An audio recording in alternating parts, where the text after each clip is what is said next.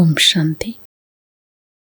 இன்று ஸ்ரீபாபாவுடைய மகா வாக்கியம். பாபா சொல்கிறாங்க, 19/12/2025 मीठी बच्ची अब घर जाना है, इसलिए देही अभिमानी बनो. एक बाप को याद करो तो अंत मदी सोगदी हो जाएगी. இனிமையான குழந்தைகளே, இப்பொழுது வீடு திரும்ப வேண்டும். ஆகினால் ஆத்ம அபிமானி ஆகுங்கள். ஒரு தந்தை நினைவு செய்யுங்கள். அந்தமதி சோகதி, இறுதி நிலையின்படி நம்முடைய கதியானது அமையும். அந்தமதி சோகதின்னு சொல்லப்படுது. இறுதி நிலை மூலமாக நல்ல கதியானது ஏற்படும் என்று சொல்லப்படுது. கேள்வி, வண்டர்ஃபுல் பாப்னே துமே கௌன்சா ஏக் வண்டர்ஃபுல் ராஜ் சுனாயா. அதிசயமான பாபா உங்களுக்கு என்ன ஒரு அதிசயமான ரகசியத்தை சொல்லியிருக்கிறார். बाबा कहते बच्चे अनादि अविनाशी ड्रामा बना हुआ, इसमें हर एक का पार्ट नूंदा हुआ है. कुछ भी होता था नथिंग न्यू. बाप कहते बच्चे इसमें मेरी भी कोई बड़ाई नहीं, मैं भी ड्रामा के बंधन में हूँ. बाप का ये वंडरफुल राज सुनाकर जैसे अपने पार्ट को भी महत्व नहीं देते हैं. பாபா எவ்வளோ அதிசயமான விஷயம் சொல்கிறாரு. குழந்தைகளே, இது அனாதி டிராமா, ஆரம்பம் முடிவற்ற ஒரு அழிவில்லாத நாடகம் உருவாக்கப்பட்டிருக்கு. இதில் ஒவ்வொருவருடைய நடிப்பும் நிச்சயிக்கப்பட்டதாக இருக்குது. இதில் என்ன நடந்தாலும் நத்திங் நியூ, எதுவும் புதிதல்ல. பாபா சொல்கிறாங்க, குழந்தைகளே, இதில் எனக்கும் நீங்கள் பெருமை சொல்லணும்னு அவசியம், எனக்கும் பெருமை தேவைப்படாதுன்றார் பாபா. நீங்கள் என்ன பெருமைப்படுத்தணும்னு அவசியம் இல்லை. நானும் இந்த ட்ராமானுடைய பந்தனத்தில் இருக்கின்றேன். ட்ராமாவுக்கு கட்டுப்பட்டு தான் நான் ஸ்டெப் பை ஸ்டெப்பாக ஞானம் உங்களுக்கு சொல்லி கொடுத்துட்டே வரேன். இது போன ட்ராமாவில் நடந்தது, இந்த ட்ராமாவில் நடக்குது, அடுத்த ட்ராமாவில் இருக்கும். பாபா இந்த அதிசயமான ரகசியத்தை சொல்லி எப்படி தன்னுடைய பாட்டுக்கு கூட பாபா மகத்துவம் கொடுக்கல. நான் வந்ததுனால தான் இந்த உலகம் மாறிச்சுன்னா அவர் சொல்லலை. மாறுற நேரம் நான் வரேங்கிறார். காலப்படி நான் வர்றேன், உங்களுக்கு அந்த ஸ்மிருதியை கொடுக்குறேன். பாபா சொல்லக்கூடிய விஷயம் உள்ளதுதான். ஆத்மா தன்னை தூய்மைப்படுத்திக்கணும். தூய்மைப்படுத்துறதுக்கு என்ன செய்யணும்? மனசா வாச்சா கர்மனா, மனதினால வார்த்தையினால செயல்கள்னால தூய்மையான காரியங்களை செய்யணும். இவ்வளோதான். இதை செஞ்சிட்டாலே ஆத்மா தன்னை தூய்மைப்படுத்திக்கும். தன்னுடைய பாட்டுக்கு கூட பாபா மகத்துவம் கொடுக்கல. அப்படி பாபா தன்னை நிரகங்காரியாக வச்சிருக்கார். சத்தியுகத்தில் பாவன ஆத்மாக்கள் தான் இருக்கிறாங்க. பாபா சத்தியம் சொல்கிறார், சத்திய கண்டத்தை ஸ்தாபனா செய்கிறார். சத்தியமே ஜூட் பாப் ஆதி குछ होते नहीं है. சத்தியுகத்தில் போய் பேசுகிறது, பாவம், இதெல்லாம் எதுவுமே இருக்காது. இதெல்லாம் கலியுகத்தில். ஏன்னா கலியுகத்தில் அஜாமையில் இருக்கிறாங்க, பாவ ஆத்மாக்கள் இருக்காங்க. இந்த நேரம் முழுவதும் பயங்கர நரகமாக இருக்குது. நாளுக்கு நாள் பாருங்கள், பயங்கர நரகம் காண்பிக்கப்படுது. நம்ம பார்க்குறோம், பயங்கர நரகத்தை பார்த்துட்ருக்கோம். மனுஷர்கள் என்னென்ன காரியம்லாம் செய்கிறாங்க பாருங்கள். அவ்வளோ ரொம்ப தமோ பிரதானம் ஆயிடுச்சு. பாபா சொல்கிறாங்க, எல்லாருக்குமே பதீத எண்ணங்கள் தான் ஓடிட்டுருக்கு. விகாரியாக இருக்காங்க, பயங்கர நரகமாக இருக்குன்னு சொல்ற. இஸ்மே பி காம் மகாசத்ரு, அதில் கூட காம் விகார் மகாசத்ரு, மகாசத்ருவாக இருக்கிறது. கொய் முஷ்கில் பவித்திர சுத்த ரகசத்தை, அதில் சுத்தமாக இருக்கிறது அப்படின்றது ரொம்ப பெரிய விஷயமா இருக்குது. ரொம்ப சிரமப்பட்டு தான் தன்னை பவித்திரமாக சுத்தமாக வைத்திருக்கிறாங்க. ஞானம் புரியாதவங்க தன்னை தூய்மை வச்சுக்கிறதுன்றது ரொம்ப பெரிய விஷயம் இல்லையா? சாஸ்திரத்தில் கூட சொல்லப்பட்டிருக்கு. ஃபக்கீர் சொல்கிறாங்க, இந்த மாதிரிலாம் இப்படி கலியுகம் வரும், ரொம்ப ரொம்ப மோசமான நிலை ஏற்படும். அந்த மாதிரி நேரம் தான் இப்போ நடந்துட்டுருக்குது. குமார் குமாரியா அதிசப் கந்து கத்திரத்து, குமார் குமாரிஸாக இருக்காங்க, நடத்தைகள் சரியில்லை. जब बिल्कुल ही तमो प्रधान बन जाते तब बाप कहते मैं आता हूँ. ரொம்ப மோசமான தமோ பிரதான நிலை அடையும் போது நான் வரேன். பாபா சொல்கிறாங்க, மேரா பி ட்ராமாவே பாட்டு, என்னுடைய ஏதோ ட்ராமாவில் பாட்டு இருக்கு. மேபி ட்ராமாக்கி பந்தன் மே பாந்தாவும், நானும் ட்ராமாவுடைய பந்தனத்தில் கட்டுப்பட்டிருக்கேன். தும் பச்சங்களே கோய் நெய் பாத் நெய், குழந்தைகளாகி உங்களுக்கு இது ஒன்றும் புது விஷயம் கிடையாது. நான் கூட ட்ராமா கட்டுப்பட்டு தான் இது சொல்லித்தரேன். பச்சே பி சமஜ்தே ஹம் நய் துனியா கி மாலிக் பனேங்கே. நம்ம புரிஞ்சிருக்கிறோம், நான் புது உலகத்துக்கு எஜமானனாக ஆகுவேன். பாபா அடிக்கடி இதை சொல்கிறார், எதுவும் புதிதல்ல. ஒரு ஜின் பூதத்தோட கதை சொல்லுவாங்க இல்லையா? அது அது என்ன பண்ணும், வேலை கொடுத்துட்டே இருக்கணும். அது பிராமணன் என்ன பண்ணுவார், வேலை செய்கிறதுக்காக ஒரு பூத்தை உருவாக்குவார். ஏன்னா அது செய்கிறது, அது வேலை மட்டும்தான் செய்யும். அதுக்கு எதுவும் தெரியாது. சுயமாக யோசிக்கிறது இதெல்லாம் எதுவும் சொன்னால் செய்யும், சொல்லலைன்னா அவங்கள என்ன பண்ணணும், டிஸ்டர்ப் பண்ணணும். யார் எஜமானனோ அவங்கள்ட்ட கேட்டுட்டே இருக்கும், எனக்கு வேலை கொடுங்க அப்படின்னு. அது என்ன சொல்லுதான், எனக்கு வேலை கொடு, எனக்கு வேலை கொடு அப்படி ஏன்னா அது வேலை செய்கிறது தான் அந்த பூதமே. அப்புறம் அவர் பார்த்தாரா, என்ன எல்லா வேலையும் கொடுத்தாரு. அப்புறம் கடைசியில் என்னாச்சு, எல்லா வேலையும் செஞ்சு முடிச்சிடுச்சு. இவருக்கு என்ன பண்ணுனே தெரியல. இல்லைன்னா ஒன்று சாப்பிட்ருவேன்னு சொல்லும். கடைசியில் என்னாச்சு, அதை கூப்பிட்டு என்ன சொன்னாராம், இந்த ஏணிப்படியில் ஏறு இறங்கு அப்படின்னாராம். ஏறி இறங்கி என்னாச்சு, ஏறி ஏறி இறங்கிட்டே இருந்தது. அந்த மாதிரி பாபா இங்கே சொல்கிறாங்க, இந்த விளையாட்டு கூட ஏறி இறங்குறது தான். ஆத்மா அப்படி தான் செய்யுது. ஆத்மா அப்படி சாந்தமாக பரந்தாமத்தில் இருக்கிறது கிடையாது. அது கூட இந்த உலக நாணச்சக்கரத்தை இறங்குது, அப்புறம் ஏறுது, இப்படியே இருந்துகிட்டே இருக்கும். பதீத்தத்திலேருந்து பாவனம், பாவனிலேருந்து பதீத்தமாகணும். இது ட்ராமாவோட விதி. இது ஒன்றும் டிஃபிகல்ட்டான விஷயம்லாம் கிடையாது, ரொம்ப சகஜமானது. परंतु युद्ध कौन सी है ये ना समझने का शास्त्र में लड़ाई की बात लिख रही. ஆனால் யுத்தம் என்ன யுத்தம், அதில் கௌரவர்கள் பாண்டவர்கள் யுத்தம் பண்ணதா காட்டுறாங்க. ஒருத்தர் என்ன பண்ணாங்க, பெரிய பெரிய ஆயுதங்கள்லாம் பயன்படுத்துனாங்க, ஒருத்தர் கொலை பண்ணாங்க, பெரிய யுத்தம் நடந்து மகாபாரத யுத்தம் அதை காட்டுறாங்கல்ல. அப்படிலாம் எதுவும் இல்லைங்கிறார் பாபா. இதெல்லாம் புரிந்து கொள்ள வேண்டிய விஷயம். சாஸ்திரத்தில் இப்படி எழுதப்பட்டிருக்கு. வாஸ்தவத்தில் மாய ராவணன் மேலே நீங்கள் வெற்றி அடையணும், அதோடு தான் யுத்தமே. மனிதர்களோட இல்லை, கௌரவர்கள் பாண்டவர்கள் இப்படி தனித்தனியெல்லாம் எதுவும் இல்லை. ஒவ்வொருத்தரும் ராவணன் மேலே வெற்றி அடையணும், இதுதான் பெரிய யுத்தம். ஒவ்வொருத்தவங்களும் யுத்தம் நடந்துட்டுருக்கு. बच्चे देते हम घड़ी घड़ी बाप को याद करते फिर याद टूट जाती है. பாபா சொல்கிறாங்க, குழந்தைகள் நீங்கள் பார்க்குறீங்க, அடிக்கடி நம்ம தந்தையை நினைவு செய்யணும் முயற்சி பண்ணுறீங்க.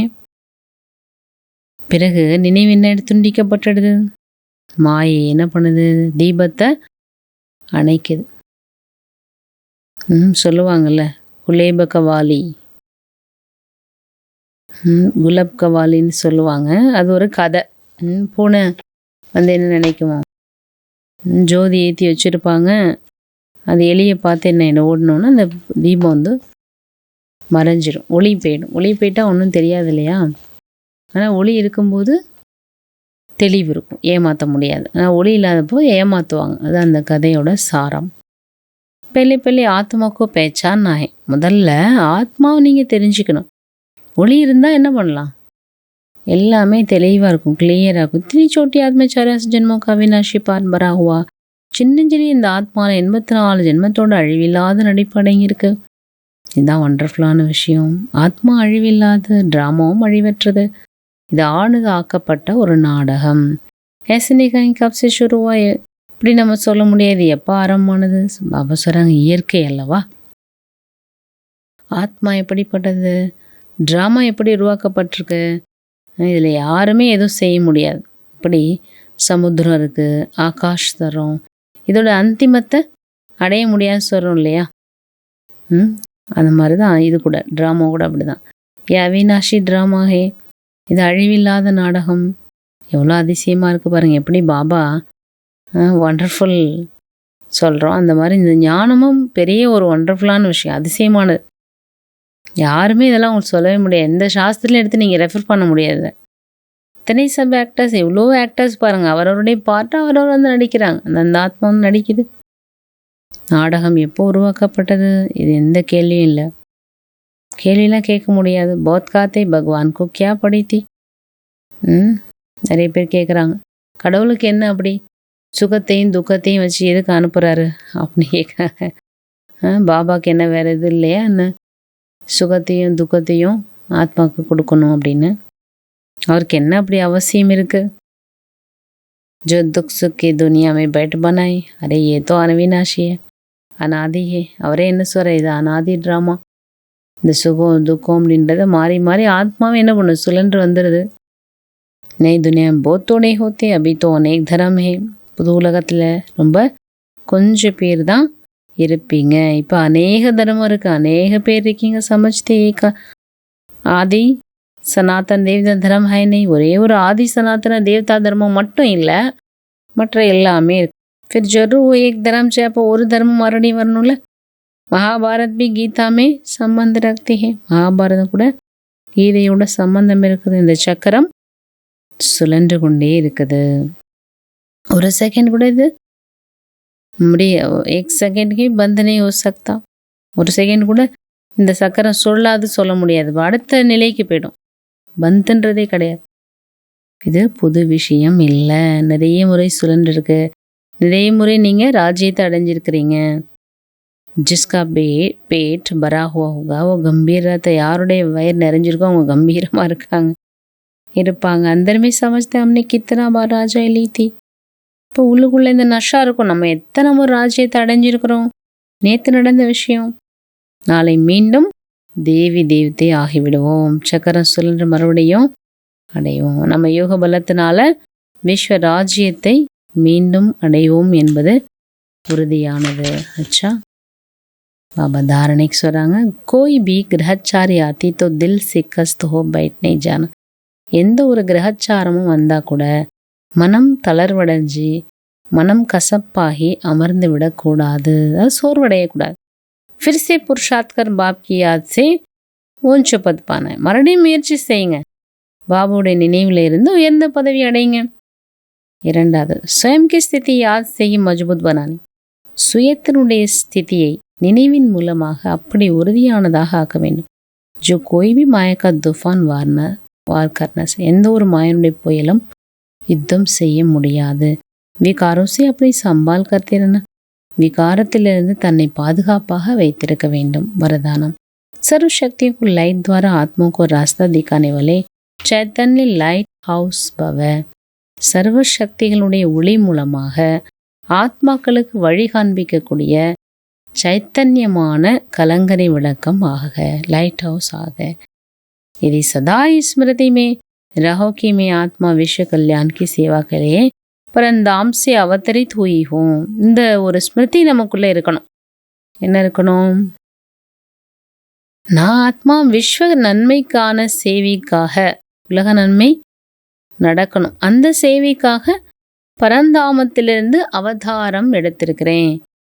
जो भी संकल्प करेंगे बोलेंगे उसमें विश्व कल्याण समय हुआ होगा. இப்போ நம்ம என்ன சங்கல்பம் செய்கிறோம், என்ன வார்த்தை பேசுகிறோம், அதில் உலக நன்மை அடங்கியிருக்கும். और यही स्मृति லைட் ஹவுஸ் का कार्य. இந்த நினைவே என்ன ஆகும்? லைட் ஹவுஸ் காரியம் பண்ணிடும். நம்ம மூலமாக என்ன ஆகும்? எல்லாருக்கும் ஒரு வழிகாட்டுதல்ன்றது கிடைச்சிட்டே இருக்கும். நம்மகிட்ட 2 வார்த்தை பேசினாங்களே அவங்களுக்கு வழி டச் ஆகிடும். அவங்களே ஒரு கிளியரான நிலைக்கு வந்துடுவாங்க. ஓகே, உங்கள்கிட்ட சொன்னோன்னே எனக்கு ஒரு இது கிடைச்சிட்டு, தெளிவு கிடைச்சிட்டு அப்படி சொல்லுவாங்க. நம்ம அவங்களுக்கு வழி சொல்ல வேண்டிய அவசியம் இல்லை. நம்மளோட ஸ்திதி, நம்மளோட வைப்ரேஷன், நம்மளுடைய சங்கல்பா, நம்மளோட வார்த்தை அவங்களுக்கு என்ன பண்ணும்? வழிகாட்டும். அதுதான் பாபா லைட் ஹவுஸ் ஸ்திதின்ற. जैसे उस लाइट हाउस के एक रंग की लाइट निकलते, ऐसे आप चैतन्य लाइट हाउस द्वारा सर्व शक्तियों की लाइट आत्माओं को हर कदम ही रास्ता दिखाने का कार्य कर. அந்த லைட் ஹவுஸ் மூலமாக ஒரு ஒளி, ஒரு வெளிச்சம், ஒரு நிறம் மட்டும்தான் வரும் இல்லையா? ஒரு செம்பொன் சிவப்பு நிறமான ஒரு மஞ்சள் நிற ஒளி வரும் இல்லையா? சில இது வெள்ளையாக வச்சுருப்பாங்க.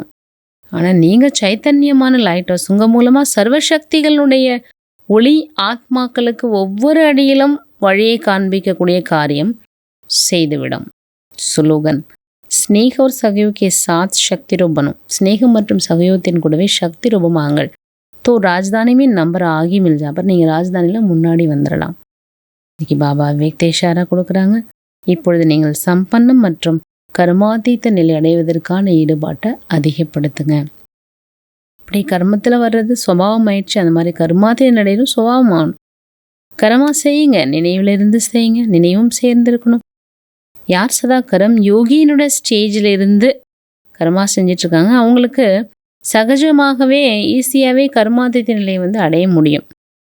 எப்போ விரும்புகிறோமோ அப்போ கர்மாவில் வந்துடணும். எப்போ விரும்புகிறோமோ ஞாராயிடணும், விடுபட்டுறணும். இந்த ப்ராக்டிஸ் இடையிடையே செய்து கொண்டே இருக்கணும். நம்ம கர்மா செய்யும்போது கூட, சர்வீஸ் பண்ணும்போது கூட இடையிடையில் இந்த பயிற்சியை நம்ம செய்து கொண்டே இருக்கணும். அச்சா, ஓம் சாந்தி.